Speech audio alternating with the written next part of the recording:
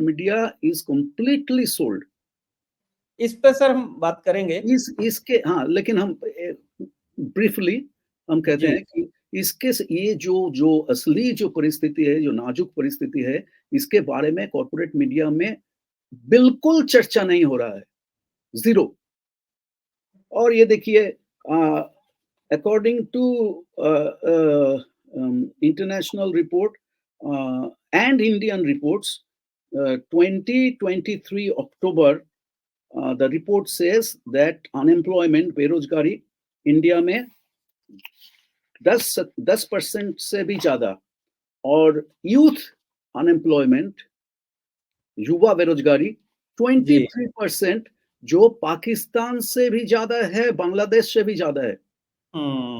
और मोदी ने कहा था कि 2 करोड़ नौकरी हर साल में, कहाँ गया 2 करोड़ नौकरी हर साल में?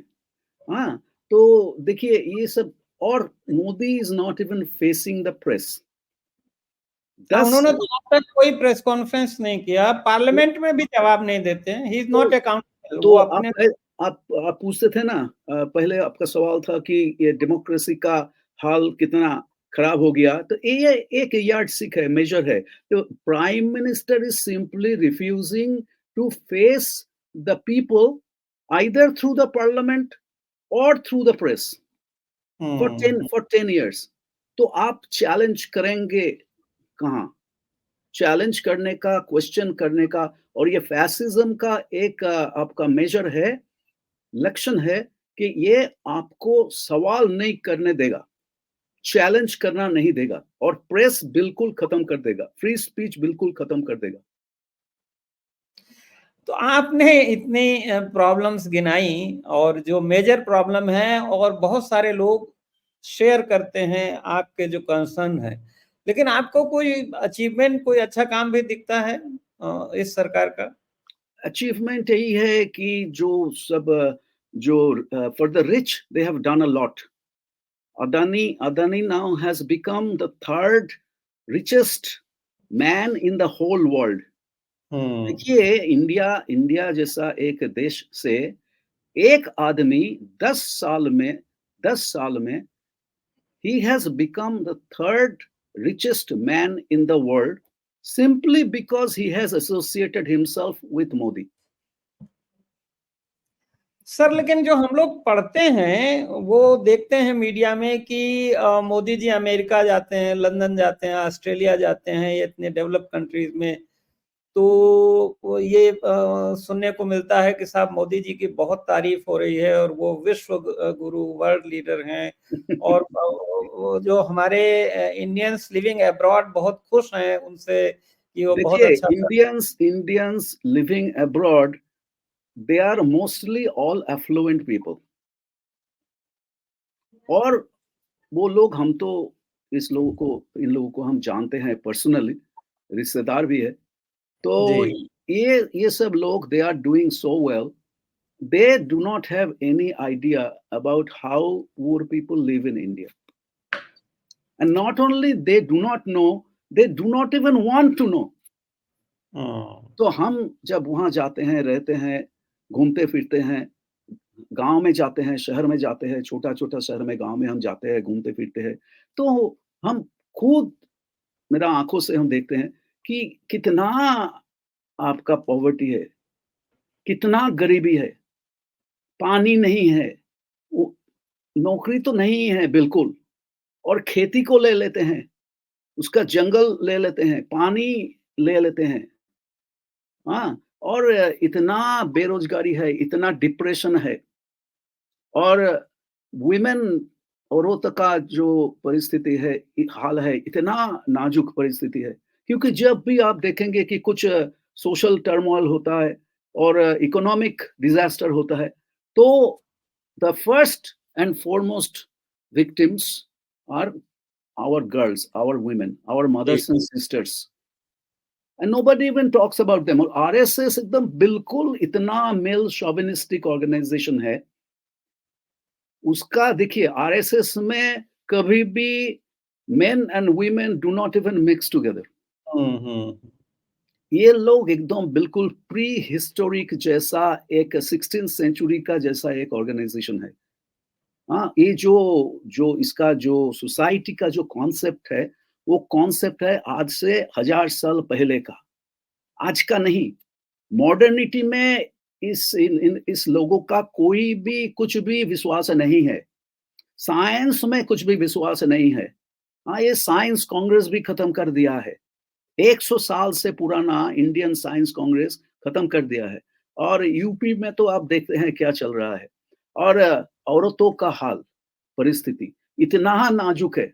हाँ, उन्नाव, हाथरस, हाँ, आपका बिल्किस बानो और आसिफा और ईसाई और मुस्लिम को तो आरएसएस कहते हैं कि ये लोग मेरा दो पहला number 1 and number 2 enemy. They have 3 enemies, number 1 Muslims, number 2 ईसाई, नंबर 3 कम्युनिस्ट्स। तो एकदम बिल्कुल जैसा हिटलर जूस के खिलाफ, यहूदी लोगों के खिलाफ एक नफरत का कैंपेन शुरुआत किया था और प्रोपेगेंडा शुरू किया था, यहाँ भी to deflect, divert people's attention from real life issues, burning issues, economic issues, health issues, education issues, unemployment issues, torture on women's issues, torture on Dalits issues. They have created this enemy to divert all their attention. Or Muslims are their number one enemy. बिल्कुल जैसा Hitler का जमाना में Yehudis, Jews were their number one enemy.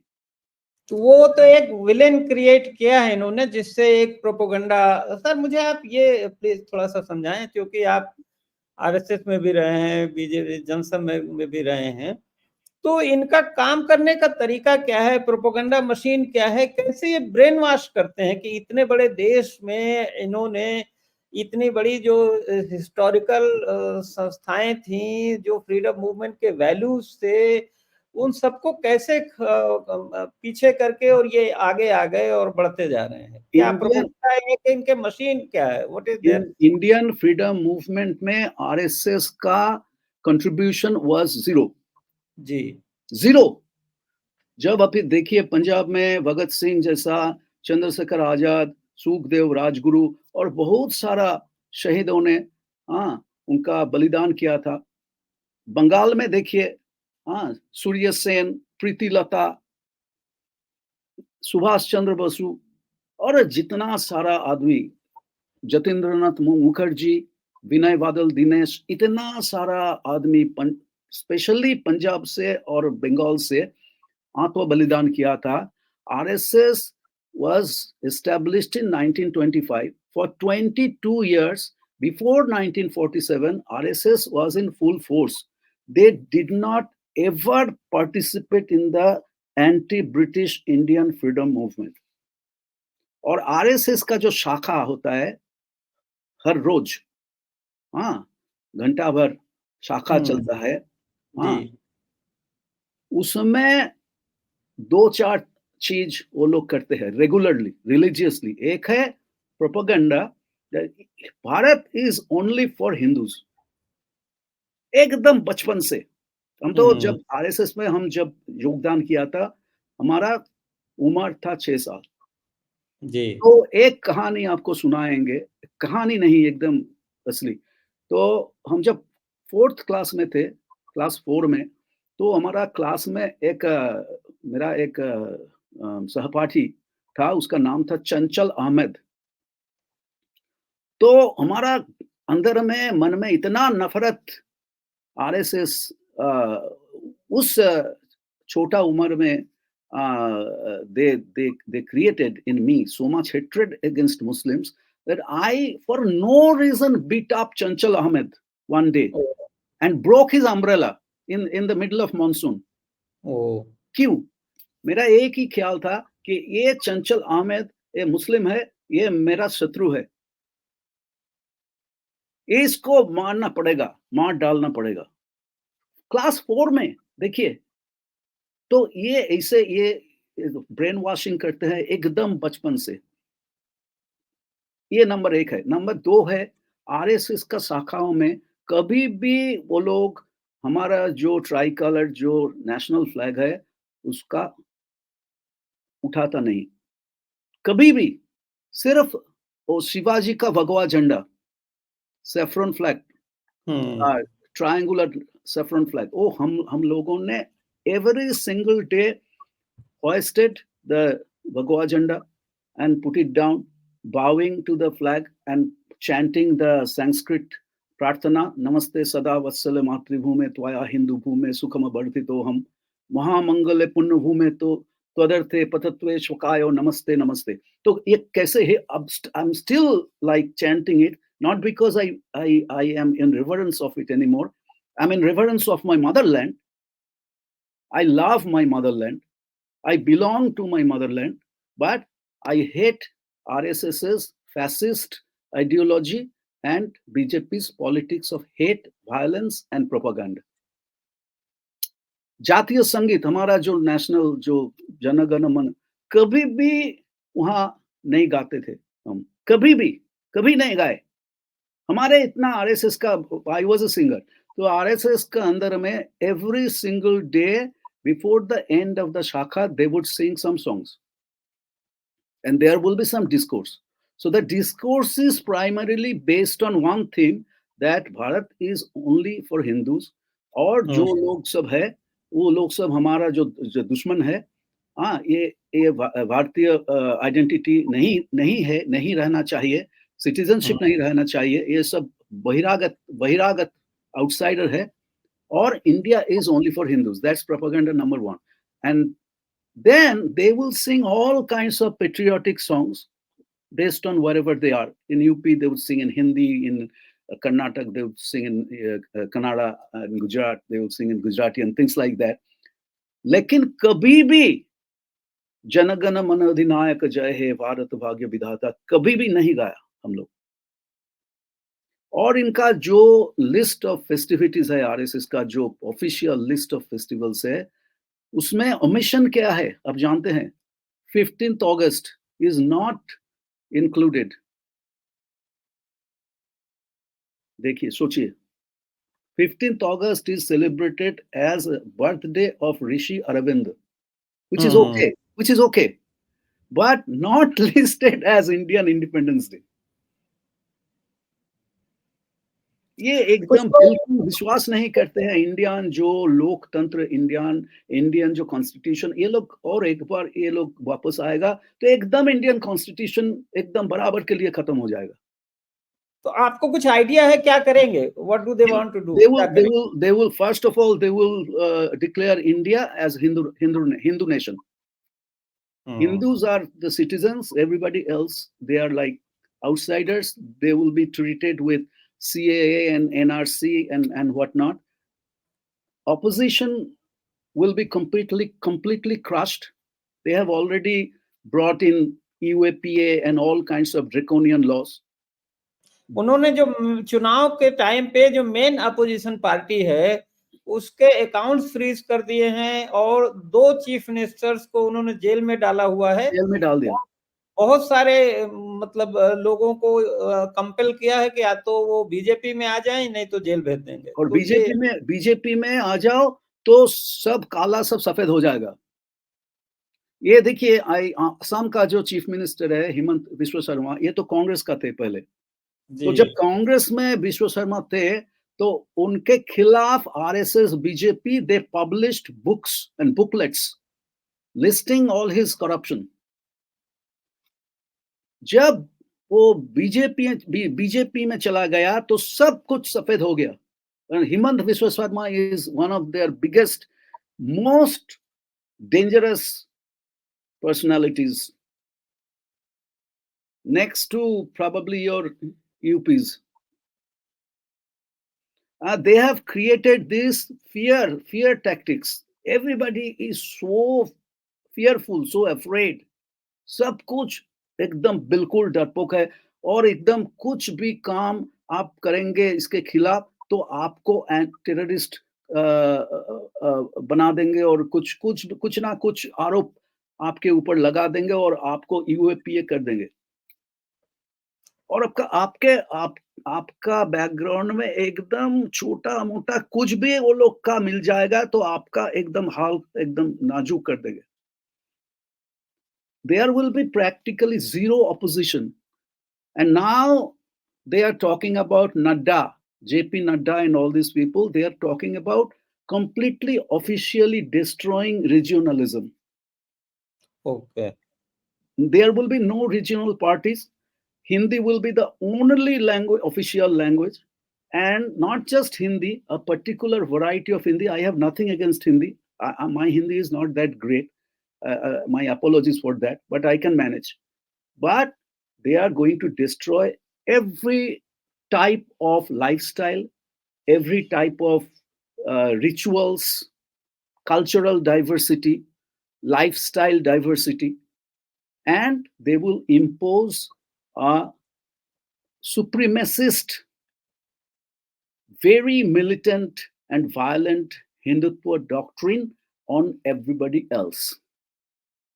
And it is going to be transformed from a pluralistic, modern, democratic, free speech India into a 5,000-year ancient, like almost like a kingdom where there is going to be one emperor and everybody else is his servant.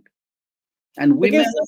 हमारे यहाँ तो अलग अलग जो चाहे कश्मीर में हो, पंजाब में हो, हरियाणा में हो, हमारा वेस्टर्न यूपी हो, ब्रज क्षेत्र हो, फिर उधर चाहे बंगाल में हो, केरल में हो, मलयालम लैंग्वेज और वहाँ के जो कल्चर है, तेलंगाना में है या कर्नाटका में है, तमिलनाडु में है, ये सारी जो लैंग्वेजेस और कल्चर तो बहुत रिच रही हैं। इनमें से कई लैंग्वेजेस तो हिंदी से बहुत पुरानी हैं और ज़्यादा रिच हैं। तो वो लोग कैसे इसको एक्सेप्ट करेंगे जो तमाम लैंग्वेजेस हैं और तमाम जो कल्चर्स हैं अलग-अलग? साउथ और इंडिया सबका अपना बोली, बहाना, पहनावा, खाना सब तौर तरीका है, लेकिन हाँ, सब इंडियन अम्ब्रेला के अंदर है। सब हिंदू हाँ, अपने को हाँ, हिंदुस्तानी समझते हैं। हाँ, बट उनको आप फिनिश कर दें ये तो वो टॉलरेट नहीं करेंगे ना। साउथ इंडिया में करना मुश्किल होगा, लेकिन नॉर्थ इंडिया का देखिए, हरियाणा का और यूपी का और बंगाल का और असम का जो कल्चर है, ये थोड़ा बहुत सिमिलर है। हाँ, थोड़ा बहुत सिमिलर है। तो इसीलिए नॉर्थ इंडिया में स्लोली ये जो उसका जो आरएसएस वाला जो आपका जैसे वो एनविशन करते हैं इंडिया को, भारतवर्ष को, तो ये इम्पोज़ करना थोड़ा-सा आसान है। अगर इसके पास ज़्यादा पावर हो तो ये चुनाव इसीलिए इतना क्रिटिकल है कि ये सिर्फ एक इलेक्शन और एक 5 ईयर रोटेशन ऑफ चुनाव नहीं है। ये चुनाव में हमारे इंडिया में फॉरएवर एक फाइनल डिसीजन होगा कि भारत गणतंत्र रहेगा, लोकतंत्र रहेगा या नहीं। तो आपको ये नहीं लगता कि जो बाकी पॉलिटिकल थॉट्स के लोग हैं, चाहे कम्युनिस्ट हो, चाहे कांग्रेस हो या और जो सेकुलर पार्टी हैं, रीजनल पार्टी हैं, जो वो कहीं कमजोर रही हैं और उन्होंने एनफ मेहनत नहीं की जिसकी वजह से ये बढ़े आगे पब्लिक ज़रूर, के साथ? ज़रूर, ज़रूर। I will squarely blame all the opposition parties for their inaction. देखिए, हम तो कोई कुछ पॉलिटिकल पार्टी में तो शामिल नहीं हुए। हाँ, जी। my thoughts are only as a somebody who loves his country.